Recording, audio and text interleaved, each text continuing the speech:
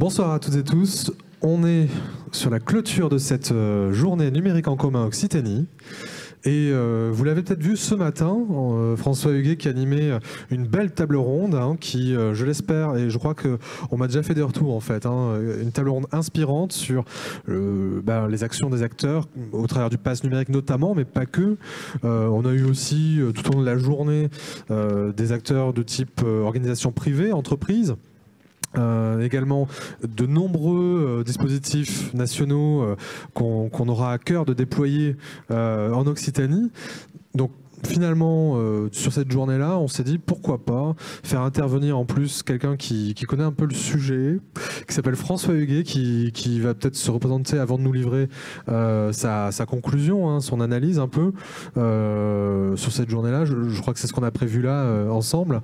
Donc je vais te passer la parole assez rapidement et peut-être que je rebondirai si jamais, mais ce sera une surprise, je te laisse y aller, c'était le... Rebonsoir à toutes et à tous, je me suis présenté ce matin, je suis François Huguet, je suis rapporteur général des événements numériques en commun pour le programme Société numérique de l'ANCT. Alors, faire vite et être dynamique, voilà le challenge qui m'est proposé pour cette mission synthèse de cette journée.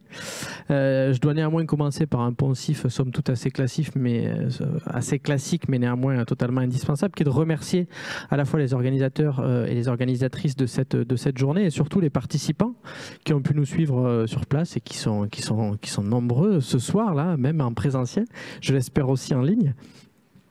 Bravo donc à la Mêlée et au Hub pour un numérique inclusif RINOC pour cette journée qui ouvre une bien riche semaine et qui selon moi vient tenter de jeter un pavé dans la mare techno-enthousiaste en illustrant ce que disait à la fin du 19e siècle l'historien norvégien Christian Laus Lang, à savoir que la technologie est un serviteur utile mais un maître dangereux. Et je crois que les paroles qu'on a entendues aujourd'hui confortent cette idée et je crois également que c'est cet appel à la vigilance qui constitue l'ADN, un des brins du moins de l'ADN des événements numériques en commun, ADN qui comprend aussi la fameuse phrase « l'inclusion numérique n'est pas une réponse au surnombre de retardataires », mais une exigence adressée au numérique de demain. Alors, je vous épargne ici l'image de la non-voiture balai et de la locomotive, quoique ce faisant, je viens de placer cette punchline qui commence à être non pas has-been, mais plutôt assez usitée. Mais néanmoins, je l'aime bien, alors je la dis quand même.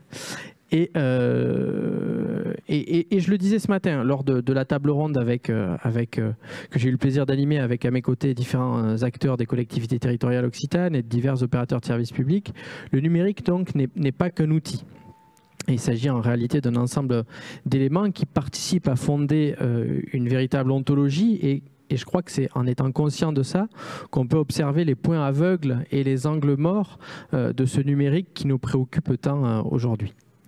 Et je crois que quand on regarde les tables rondes d'aujourd'hui, les ateliers, les démos de ce matin et de cet après-midi, que je n'ai pas pu toutes suivre malheureusement, on a vu aujourd'hui un défilé de démineurs et de démineuses, des risques d'exclusion que peut poser le numérique. Et je me risque à cette métaphore guerrière car, premièrement, j'admire le courage des démineurs et des démineuses qui s'efforcent de désamorcer des armes encore plus et toujours plus lâches. Et deuxièmement, j'admire ceux et celles qui, tous les jours, dans les collectivités territoriales, chez les opérateurs de services publics, dans les CEPAM, dans les CAF, dans les CARSAT, dans les MSA, dans les maisons de quartier, dans les établissements scolaires, dans les EHPAD et dans les entreprises.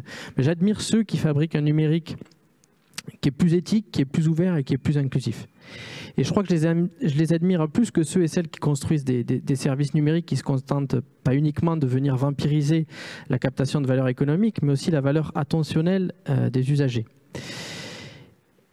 Anne-Claire Dubreuil l'a abordé ce matin, ces vampires du numérique qui ne se contactent pas uniquement de venir vampiriser nos ressources attentionnelles et économiques, mais ils ont bien souvent aussi, il faut en être de plus en plus conscient, ils ont une empreinte écologique qui est bien souvent tout à fait déplorable.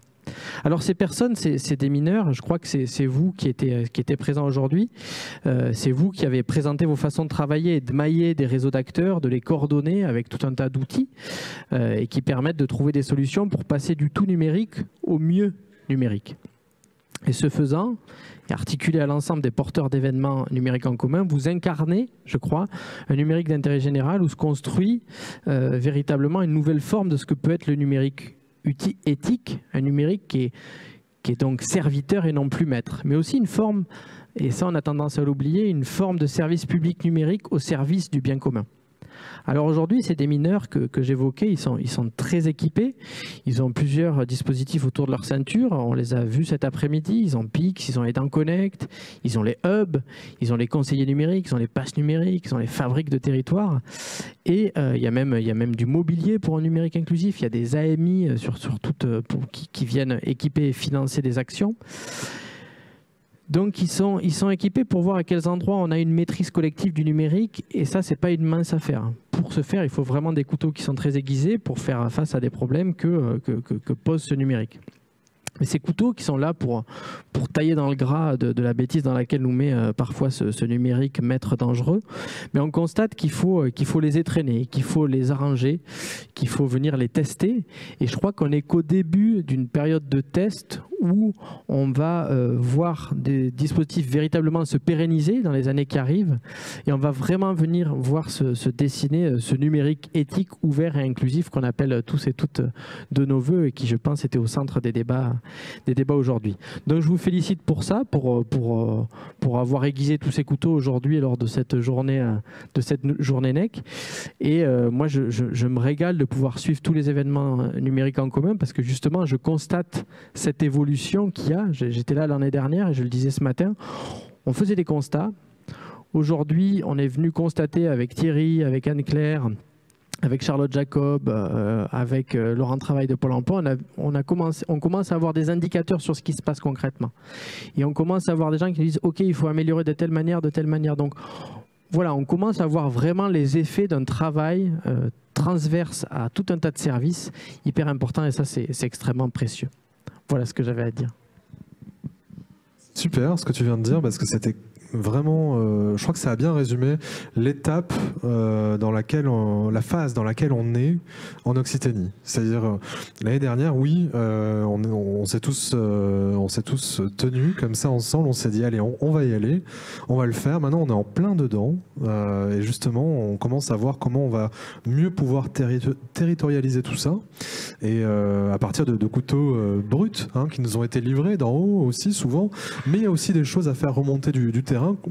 Là aussi, on va pouvoir partager ces bonnes pratiques.